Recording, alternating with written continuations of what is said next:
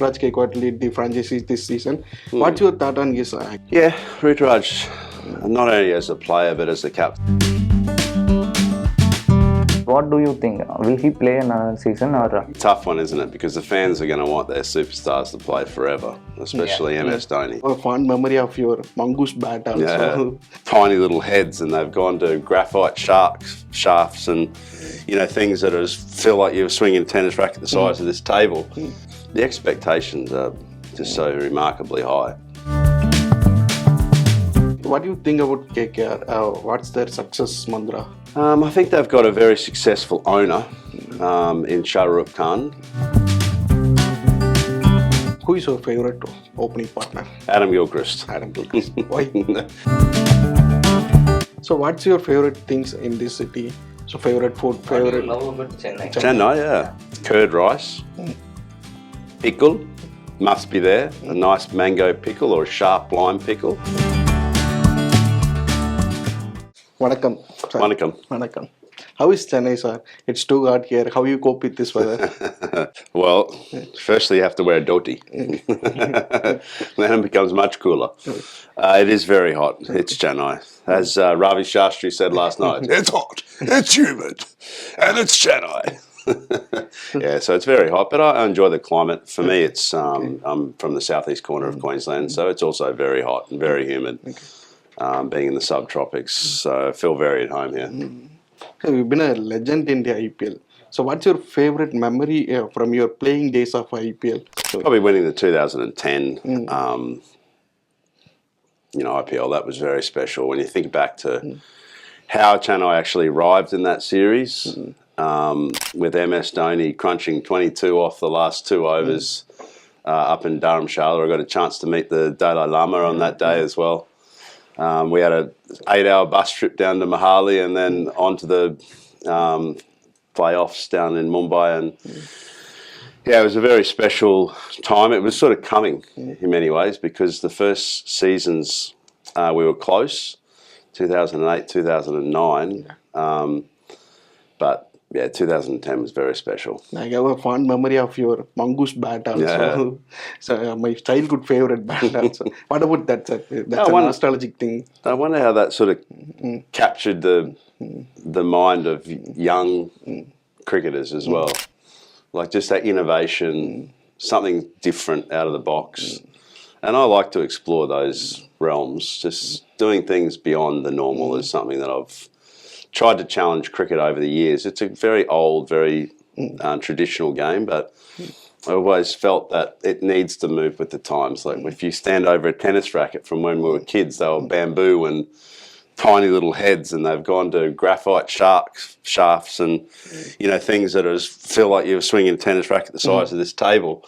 Golf the same, very stiff handles, huge club heads with the drivers. So cricket really hasn't really evolved, and I guess that was my way of pushing cricket into thinking about the game a bit different, thinking about it from a power hitting point of view about, well, okay, if we've got this much bat and this much weight, you can only physically carry so much. Where do I put the hitting areas? So it made sense to me. So MS led the franchise for more than 15 years, but now it's time for Raj Gaikwad. Raj Gaikwad lead the franchise this season. What's your thought on his captaincy? Is he be the future of the franchise? Yeah, Rutraj, not only as a player but as the captain, I think will develop over time. It can't have been easy when you think back to last year, Jaidu taking over as captain. That was kind of similar to the way that Hardik and Rohit have gone for Mumbai Indians. It felt forced, whereas this season it felt very natural that Gaikwad was going to take on board the leadership for Chennai, and it's a very proud, it's a very humble franchise. It hasn't got all the bells and whistles. It's like you and us. It's just us. Franchise, so it needs to be handled accordingly. And I thought the transition actually away from MS Dhoni, whilst there's no silverware in the cabinet this season, I think it was a pretty good step towards the direction that Chennai will want to go in the future. Did you think IPL will become this big when you were playing? I really believed in T20 cricket. When you think back to the 2007 World Cup, when India won that over in South Africa. It was a very transitional phase of cricket. It was starting to shift to that format, and that was confirmation that India had arrived not only in the World Cup stage, but the game itself was now embedded into the cricket lovers, and it was also starting to resonate with non-cricket lovers in non-traditional markets. So I called it at the time critainment. So the blend of cricket and entertainment, Bollywood and performance in cricket, they seem to really dovetail nicely into what I always believed was going to be huge. And I guess that formation series of 2008 was special to be a part of that inaugural IPL, because now you've suddenly got international superstars arriving, within franchises, competing with those that they'd been competing with, and working out a strategy of what each franchise stood for and looked like. And it was very simple for Chennai because it was just all about the cricket. So I did believe that it was going to be a huge property. I didn't probably realise how quickly it was going to diversify in terms of splitting digital assets, to mainstream broadcast platforms.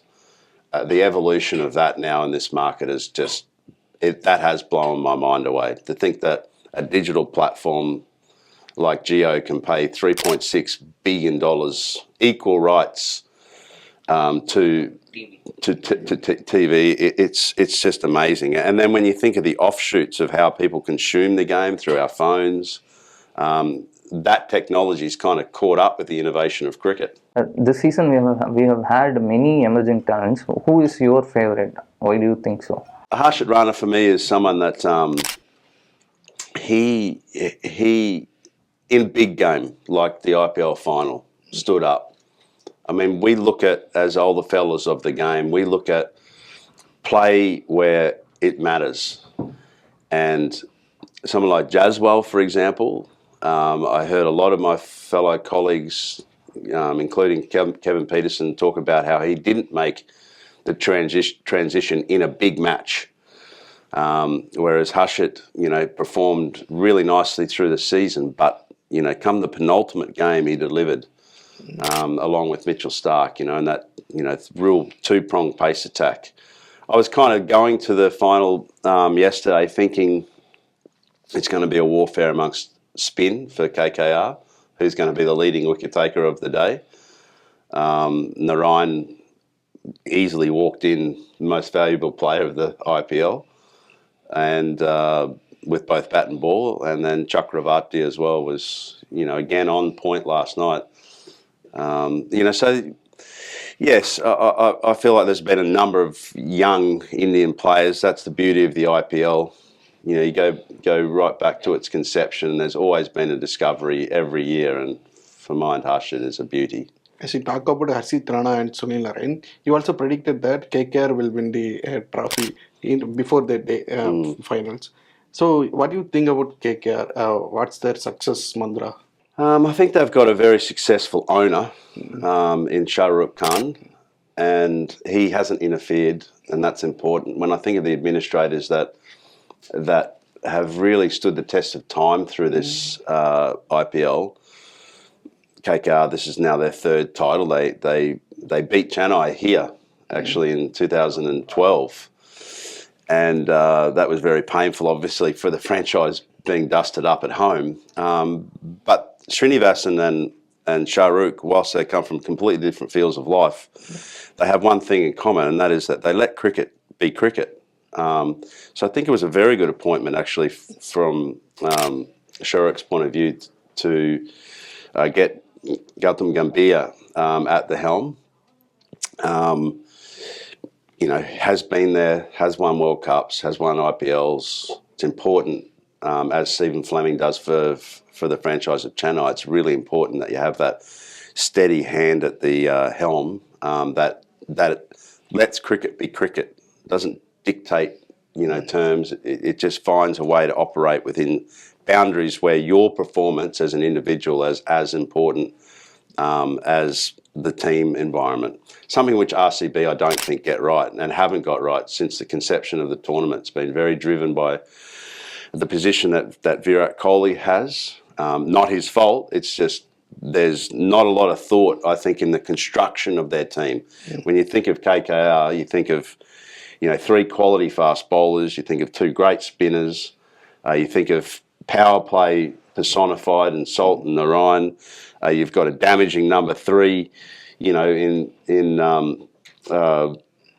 Venkatesh Iyer, and then you've got the captain, the other Iyer, Shreyas Iyer. So you've got what I'm saying is an unbelievable blend. A great wicket keeper, 2 all-rounders at the top actually, wicket keeper, batsman, and bowler batsman. So the balance of the team was, from the conception, was almost a no-brainer that they would actually go on and win this IPL. There has been a lot of talk about the impact player rule this season. Do you think it has negatively impacted the game or positively? A little split on it. The traditionalist tells me that we should be wary introducing a radical key element, of having an additional player. And the reason why is that it's lovely to understand that you've got 11 resources and everyone is equal in that space to develop as a franchise, and also develop quality all-rounders like that we just spoke about. Especially not so much at the top of the order like Narayan, but through the middle. And so I think there's a responsibility to the game actually to continue to merge with the international landscape, because if you don't, you'll miss one role, which is a key role, at your peril. So there's that side of it. And then there's the entertainment side, and this is what I was saying before, it's like cricket and entertainment. So the entertainment side of it has meant that one of the captains, I can't remember who it was at the start, said, well, the new 180 is now 210, 220. And so that impact rule, especially from a batting perspective, has allowed fans to see the highest number of sixes, scored in the tournament, the most 200s, both chased and set. So the impact in terms of batting capability is next level. And it's up to the fans, really. I'm not bothered either way necessarily. I enjoy seeing 4s and 6s. I enjoy the strategy piece as well. But do we go all the way like American sports? Where everyone specialises, breakages in play to get people on for certain balls and then off? Is that the way that we want to see our cricket go? I'm only led by the fans. I guess my role in it is to point out, well, here are some of the other objectives of the game, and to fit that remit, and then the fans will take control. Mumbai Indians is one of the dominant side in IPL, but in this season they struggled and end at the bottom of the table. So one major thing didn't went right for them is their captaincy transition, I think. What's your opinion? Yeah, well, I think you've nailed it spot on. I mean, you get a squad of 20 people. They need a leader, and they had 2, and that doesn't work. So for the same reason that maybe Jatu didn't work last year for CSK, I think it's probably something similar. I'm not saying there's bad blood. I'm just saying that fans, and who would have thought that the captain of the Mumbai Indians, every toss would have been booed. And not just booed lightly, heavily objection from fan base. So for mine, that was, the transition could have been handled a lot better this summer. And, the season was heavily affected because of it. They've got superstar players. They've got everything they really need. They've got the best fast bowler that's perhaps ever played in the IPL in Bumrah. Their captain and former captain, both, title holders. Rohit 5 times, obviously with Gujarat Titans. Hardik's captaincy and leadership ability was excellent at that new franchise. So they had all the ingredients and to put together a brilliant team. Tilak Varma, probably talk about young players. Tilak Varma is an exciting prospect, discovered again by the IPL. It's just, he's a once in a generation player. Suryakumar Yadav, obviously, counter-punching at where he bats. It's just, that's kind of like the new way of batting at number 3. So it had every formula apart from leadership. That's the only gap that we can see. Now, who knows what happens inside that change room, but I would suggest that it wasn't a great option to, sideline Rohit because Hardik wanted a captain. Talking about leadership and coming to CSK, Dhoni was there for this season. Will he play in another season? There is this expectation from the fans that he will play another season. But what do you think? Will he play another season or? He said that this season for fans only. So it is a tough one, isn't it? Because the fans are going to want their superstars to play forever, especially MS Dhoni. It's just, it's a no-brainer, really.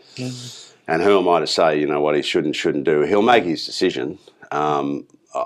I always say this, just talking on behalf of myself. There was a time in 2010 where my life became super complicated. I had business interests, I had family interests. There's just a lot going on. The older you get, the more complicated things are. I wish I could be 20 again. It'd be so much fun. But the great game of cricket doesn't wait for time. It moves on, and so must MS Dhoni, and so must the fans. And for me, that was in 2010. Could I have played an extra 2, maybe 3 years? Of course. No doubt about it. But would I have fulfilled my own expectations? And when you're not playing international cricket like I wasn't at that time, everything got in the way of cricket. And it became so much harder to focus and find a way to remain not just fit, but cricket fit. See, cricket fitness is a funny thing. You don't have to be the world's greatest athlete to play the game of cricket. Shane Warne is a great example of that. He was a superstar of the game, like MS Dhoni. He wasn't an overly big trainer, but he bowled more than anyone that I've ever known, in the modern game. Hated gym.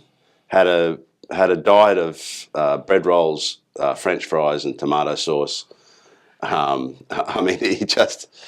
he ate the game up, and so that's the sort of balance point. And as you get older, the harder that is to maintain, because a lot of it is in the mind. And once you sort of start to feel like you can't contribute, it'd be like having a Ferrari for the whole of your life, and then suddenly getting offered a Volkswagen to step into. You feel like, oh, now I'm in a Volkswagen. I had a Ferrari, but I've now got a Volkswagen. It's like that. So what about Virat Kohli? Virat Kohli is the orange cap winner in this season, and he is scoring highly in every tournament he plays. But a lot of criticisms around him continuously about his strike rate and all those things. What about him according to you? He's a player, he is a superstar. So according to you, what's his future plays India? So he will continue till next World Cup, 2027 World Cup? It's always, as I said with MS as well, the expectations are just so remarkably high. But he finds a way, Virat, you're right, he was under speculation during this IPL, in and around his strike rate, very specifically around spin, which occupies 8 overs of a 20-over game. So you've got almost 50% of overs being bowled by slower bowlers. And so whether experts, critics address that, or Virat Kohli addresses that, that's really his call. And he did so accordingly. I mean, this year, it wasn't his highest scoring IPL, but it was his highest strike rate IPL. So great champions, they find a way to answer critics, but I think they look inside themselves. And Virat, I think, did a very good job of doing that. To a point where, once again, RCB, they have more runs scored against them than what they score. I mean, that's like going to an ATM and making more withdrawals than what you do deposits. Sooner rather than later, the simple fact is you're going to run out of money. And that has been RCB's blueprint now since conception. And I can sense there's a great frustration amongst RCB fans to just get it right. I mean, to go into a tournament without a world-class spinner, for example, is something that, I know Hassan was there, but, it's ridiculous. Especially when you think of half the game, 7 matches of the season getting played at Chinnaswamy. Yes, it's small, but it's actually one of the biggest turning grounds in India. So Charles' release was a huge mistake, I feel, and Rajasthan were just licking their lips because how well did he do up there? So, as you mentioned about Rajasthan Royals played this season very well in first half. But in second half, they continuously lost matches and playoffs they also lost. What went wrong for them? What about Sanju Samson's captaincy, according to you? Yeah, I don't think it's a Samju. It's not a captaincy issue. It's like when you look at their superstar players, Jaswal and Rian Parag, they're still young players. They're emerging players. And, Parag had a breakthrough season this year. They just didn't get the job done at the back end when it counts. So in particular, I felt that the way that they played here was less than desirable. Chasing, relatively small total. For Mind, it was just trying to play expansive shots. It was just young cricket. As they say, you can't put old heads on young shoulders. It just doesn't work that way. So they'll learn from that experience. They're 2 West Indians as well that they didn't really, their 5 and 6 position all year was challenged. Shimron Hetmeyer, he didn't really feature like he has done in the past. Rodman Powell, again, had a decent season, but I mean, the 5 and 6, when you think of Sunrisers Hyderabad and the way they bat, your mind goes straight away to Klassen and how much of an incredible season of IPL cricket he had this year. And even in the qualifier too, his 50 was an innings of note because they were in dire straits. Once again, that top order had fallen over something that they'd built their franchise on through the season, and there he was again, like smashing them. So, that finisher role, and MS has played that as well. For Chennai, it's so key. The final 5 overs. There are few talents on this planet that have hitting ability, strike ability in those final 5. We often talk about the power play, and sometimes we neglect the importance of what happens at the tail end, because you don't win a game in the first 6. You win it in the last 5. So, for Mind, they just had key troubles. They had a very good, Trent Boult had a magnificent season. 29 times taking a wicket in his first over. That's a ridiculous stat. No coincidence. He's got great control. He swings the ball. I think we've actually learnt as fans to see the role of swing bowling back in the IPL again. When you think of Mitchell Starc and Trent Boult, right at the top of their game, it's been really good to see how fast bowlers are finding ways to really commit inside those first 6. Cricket is moving to United States this time. We have the World Cup in US and Olympics now in Olympic sport too. It will be featured in the Los Angeles Olympics. How do you see the future of cricket going to North America, and how will it expand? What is your expectations of these developments? I don't think it'll ever cut into mainstream America and Canada. I'm not trying to be negative about it. I just can't see an appetite and a shift away from the magnificent franchises that exist there currently in basketball, baseball, and the NFL. It's a full house if you're playing cards.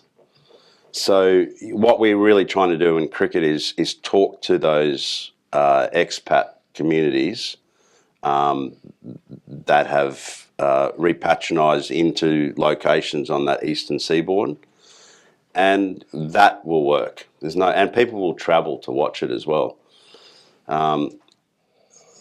Breaking into mainstream, I'm doubtful about, but certainly providing entertainment package and diversifying the landscape of the game through the Olympics is something that we must try and achieve. There's nothing that talks to people, communities across the world like cricket. It's outside of soccer. Yeah.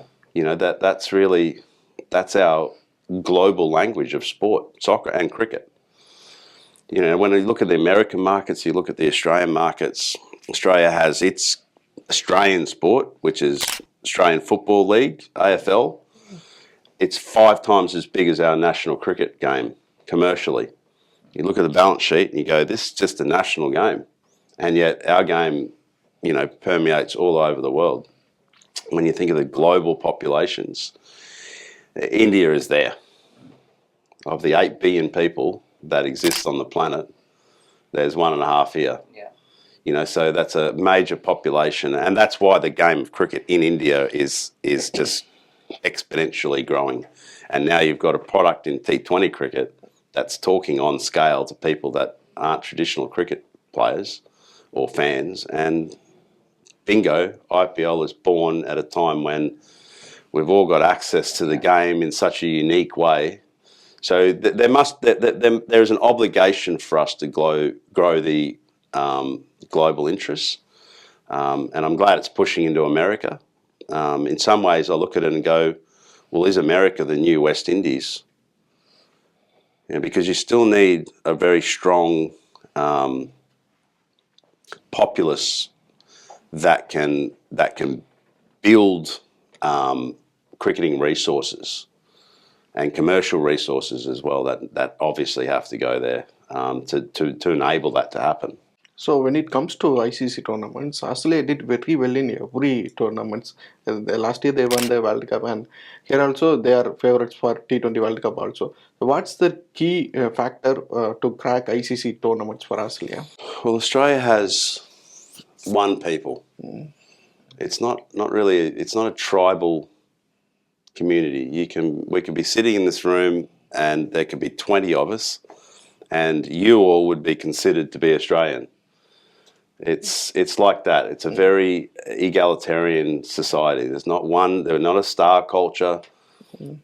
As brothers, we could go have a tea. There'd be no one taking photos of us. You know, so it's not that sort of rich fan base experience in Australia. So everyone's equal. Simple as that. The challenge that, in particular, the subcontinental teams have is that it's opposite to that. Yeah. And so what that kind of does is under pressure, somehow there's like little fragments that happen. Everyone, you know, I often talk when I was coaching that rather than beat your chest, you got to beat the player. And I feel that that's something that Australians do very well in these global tournaments. They just come together. I mean, it was impossible from the position that Australia was in. It was absolutely impossible that they were going to win the last ICC 50-over World Cup. India was clear favourite. Clear favourites. I would have lost everything to think that Australia were going to win over in Ahmedabad.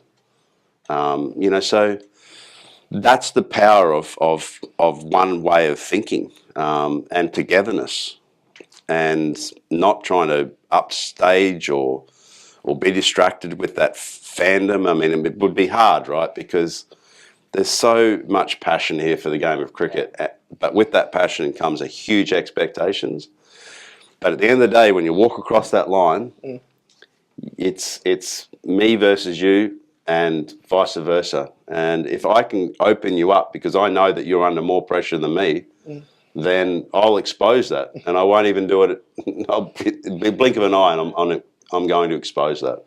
And that's what happened in the World Cup. So Australia punches above its weight, as does New Zealand. Yeah. I mean, we're talking about a population combined of 30 million in those two countries.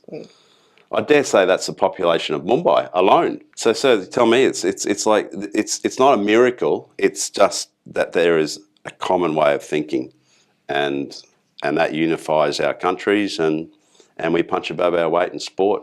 Simple. You talked about India's craze for people and superstars.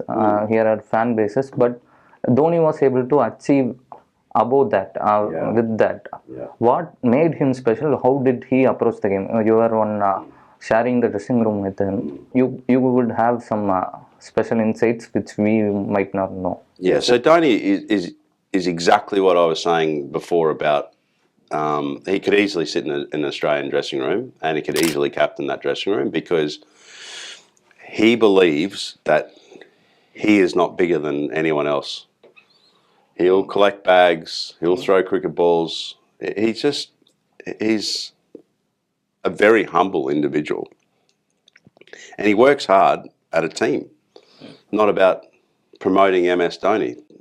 You'll never hear him telling people how great he is or what he's achieved. That is MS Dhoni's X factor. You look at Australia and go, 25 million people. How do they win a World Cup against us? Over 1 billion people. MS Dhoni, he just finds a way to galvanise people together, and he does it in a way that is nothing about ego, not about self-promotion. Coming from a very small village. And finding a way to the hearts of India and to the hearts of Chennai in particular. I mean, Tala will remain, the iconic leader of this franchise forever. But do you hear him saying how great he is? Or you don't even hear from MS Dhoni. And that's his charm, but it's also his X factor as well. Team before anyone. And everyone loves that. So Australians always been celebrated in India. Right now we see that with Pat Cummins also. What about him? So what about his captaincy? He also won a World Cup for. And I think it is his first major T20 captainship, I think. But he has done very well. Yeah. He has done well. Yeah, and it's quite un-Australian actually that you have an Australian captain as a fast bowler. It's happened once in history before. Majority of times it's just an obvious reason, and that is that you get more injuries with fast bowling than what you do with batsmen. So from a consistency point of view, selectors tend to choose a batsman. But Pat's done really well. He's very honest. Like when you get to the post-match presentations and they've lost, and he'll get asked a question. He'll agree or disagree, but he'll always give an answer that he believes is right. Like even at the toss, Ravi Shastri asks him a question around the wicket, and he goes, well, probably the wrong person to ask, and I know that feeling as well. It's like you look down at the wicket and you think it's a 200 wicket, and it turns out to be a 140 wicket, and you think, well, actually, I was here last week and it looked exactly the same. So Pat's honesty, I think, is a really key part of his leadership. He's obviously a very talented individual. I mean, his contributions with bat and ball this IPL have been superb. I mean, operating through the middle, finding a way, to bowl in those hard middle overs was a real revelation for Sunrisers Hyderabad. And he did so with a completely different method to his other most expensive buy in the IPL, in Mitchell Starc, who operated mainly and was utilised mainly up inside the first, 6 overs. He's a smart cricketer. He's an old hand now as well. Like even though he's still quite young, he's an intelligent thinker of the game, and he galvanises a group. So commands respect, and he'll be a legacy player forever in Australian cricket history as well, because anyone that wins a ICC medal on the global stage becomes significant. So as an opener, you opened the innings with many players. But who is your favourite opening partner? Adam Gilchrist. Adam Gilchrist. Why? You tell me. I think it's pretty obvious why it was good fun batting with Gilly. That's in one-day cricket, and obviously JL in Test cricket. They were my two favourite partners for very different reasons. But Gilly was exciting. I mean, he could just rip an opposition's heart out, and then you'd just see it thumping away on the grass, just waiting to perish. Justin was much more of a smiling assassin.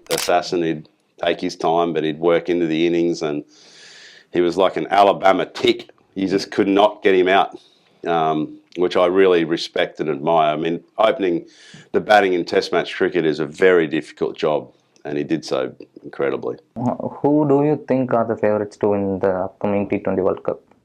Well, the choices are obvious. You know, you got Pakistan that are dark horses, but you've got South Africa, Australia, England, and India. You know, all vying, I think, for those final fours. As we get out of the Super Eights, yeah, that's when the money starts to really happen. I like the Super 8 system because it does promote cricket. We made that point before. Gets into regions which otherwise don't get a chance to compete on an international stage. So it allows them an opportunity to see the biggest game. But those four in particular, I think, have got a big chance. You've been in the city for so long days, so for IPL commentary. So what's your favorite things in this city? So favorite food, favorite... What do you love about Chennai? Chennai, yeah. Well, but for a start, it's beside the beach. Chennai itself, it's right by the ocean, and I mean, the water always makes me feel good. The humidity I really like. What I love about Chennai, though, is its understated, casual approach. The highs aren't too high. Like when we travel to Mumbai, you know, it seems like every other person's wearing a Rolex and driving a flash car. There's nothing about Chennai people that are like that. You wear a dhoti, you know, linens because it's hot. You know, just what it's the interconnection that I have with the city and its love for cricket. And it's also that ocean community has always made me feel very at home. But love of cricket firstly is like, you know, it's a primary thing. I'll never forget arriving here at the Madras Cricket Club and thinking about, you know, the future that and the possibility of playing one day at this great stadium. Those red soils. I'm a country kid, so I grew up in a rich volcanic soil that was bright red basalt soil. I felt like that was a good thing. But I just felt really grounded here, and the food's sensational. Food from the ocean, the vegetarian food, it doesn't really matter. It's coconut influence. It's just got it going on. And my favourite thing here of all time is curd rice, pickle, must be there, a nice mango pickle or a sharp lime pickle, and some papas. Beautiful. So tell us about your experience and journey with Mahindra also. It's a long one now. It's over a decade. Started off with interaction with Anand Mahindra, and he wanted to continue the business in Australia, which at that time was probably about 6 years into its journey, mostly an ag business with a few product lines within the auto range. And I said, well, why would you want to do that when there's so much demand here for vehicles? This is the market. Everyone's trying to get into the Indian market. Why are you trying to get into the Australian market? And he said very simply that if I can compete in the Australian market, which has got over 60 original auto manufacturers, then I can compete anywhere in the world. So like with the discussion that we're talking about with cricket, he wanted to take a global approach and push Mahindra in India to be a product which can be sold all over the world. And I believed in that vision and then was onboarded from that point, firstly as an ambassador, but then as a board director and business leader within the organisation. And what we've seen in the last few years since the XUV 700 has reached Australia is multiples of 4 in the business. It's currently 70% of our business in Australia. And the reason why is because the quality of that vehicle is of global standard and it is competing in Australia. So currently we've got about 25% saturation in our brand awareness in the country. So it's not a household name. But when these other vehicles start to reach, there's no question that our organisation in Australia has set up a great ecosystem of selling in Metro Australia, where the majority of people live, and we'll match the hatch in terms of quality, price, engineering, usability, and key functions, especially in the SUV market. It's a game changer for Mahindra, both here and abroad, especially as a lifestyle country.